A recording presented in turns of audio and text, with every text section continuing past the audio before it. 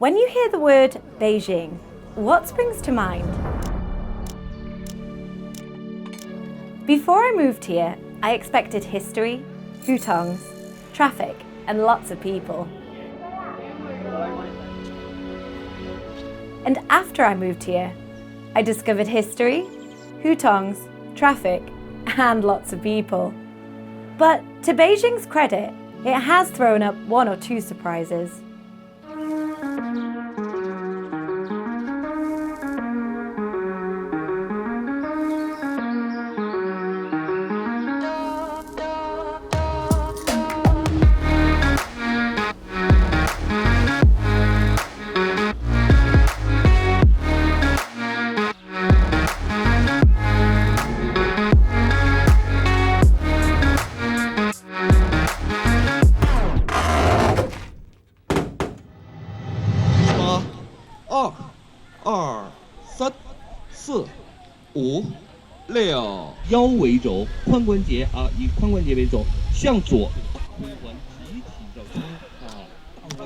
Do you remember that time you said you didn't like organised fun? Now, normally I'm against organised fun.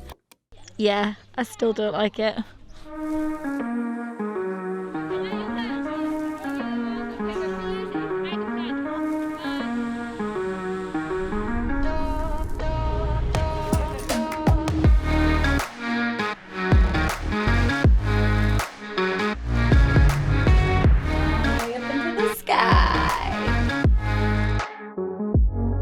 Do you still feel so strongly about mechanical assistance on mountains? I don't really like that. It kind of ruins it a little bit for me.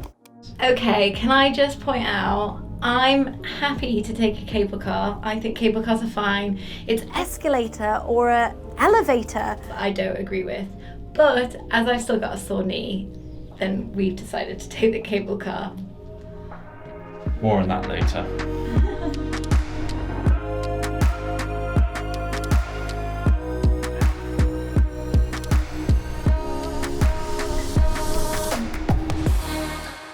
So this is surprising on many levels, not just for the fact that me and Jack decided to participate in some organised fun, or that we decided to take the cable car up the mountain instead of hiking, but that is because of my accident. The most surprising thing is we are actually still in Beijing. Yes, Beijing is a city of 22 million people, but along with the metropolises of Shanghai, Tianjin and Chongqing, it's one of 4 directly administered municipalities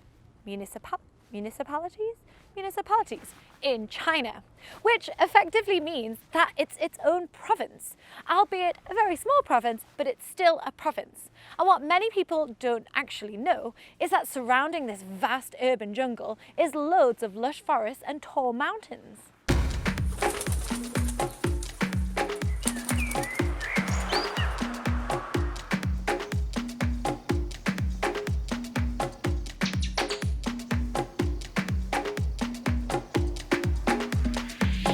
So if you've watched any of my videos, then you'll know I've travelled all over China in search of beautiful landscapes and amazing mountainous scenery. But I haven't really taken the time to show you what's on Beijing's doorstep. And that's because there's so many places to see in China that in between shooting and editing, I haven't really had the time to explore.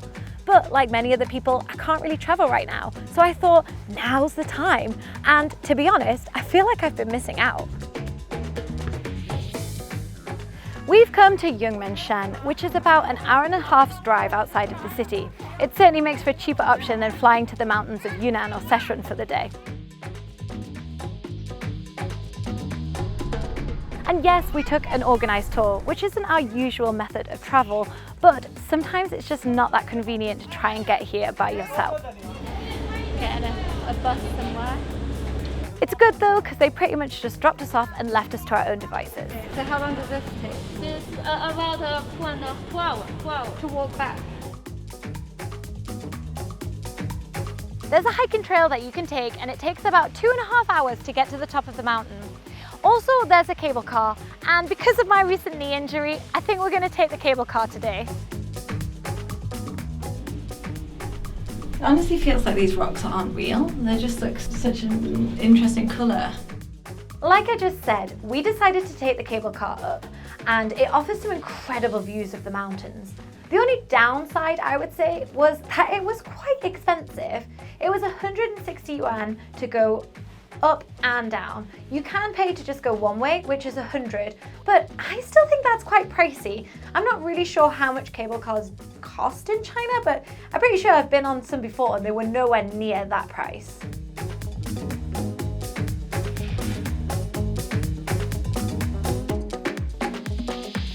Lingyun Observation Platform is the best place for tourists to see the peaks, rocks, canyons and Miyun Reservoir of Yunmeng Mountain.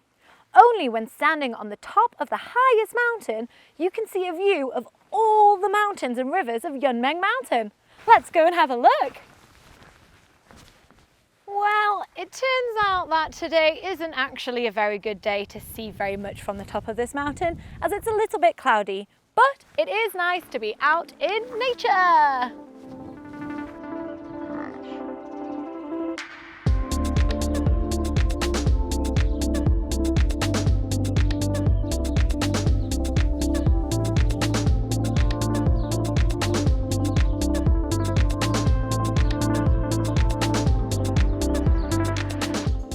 Despite Beijing being in the north of China, it's actually swelteringly hot in the summer. I'm pleased that we've come to the mountains to escape the heat, and actually it's a little bit cool up here. I'm pleased I decided to bring my jacket with me.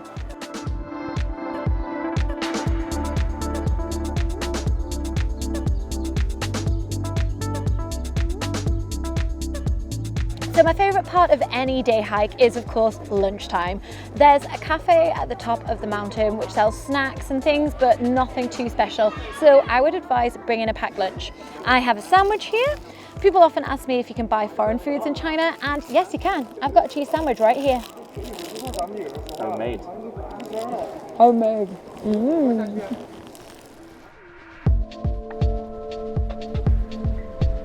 Well, it's a little bit misty on this side, but over here you can see a pretty nice view, I would say.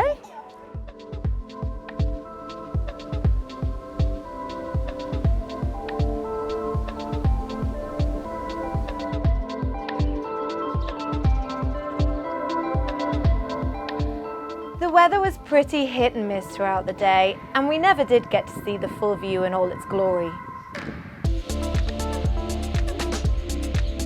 But there was still plenty to do up top, with long wooden walkways, random statues to look at, and one or two more unexpected amenities. Quite surprisingly, they've got a decent cup of coffee at the top.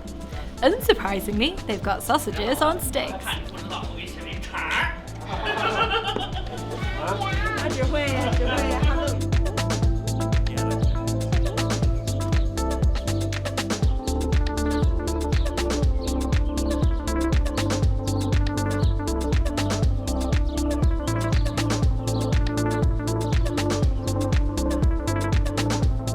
Overall, I had a great experience today, and it was just amazing to get out the city.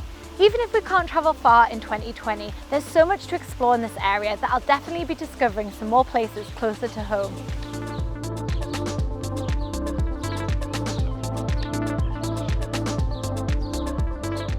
As this is China, there are obviously loads of amenities, and it was super convenient. The main draw of this place is clearly its views, and unfortunately for us, we didn't get to see very much today.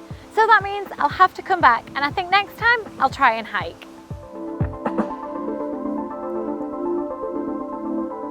Doing the tour was also super convenient and easy, but the thing with tours is there's always time restrictions, which is what I hate most about them. How do you feel about organised fun, Nicola? It's making me a bit anxious, to be honest.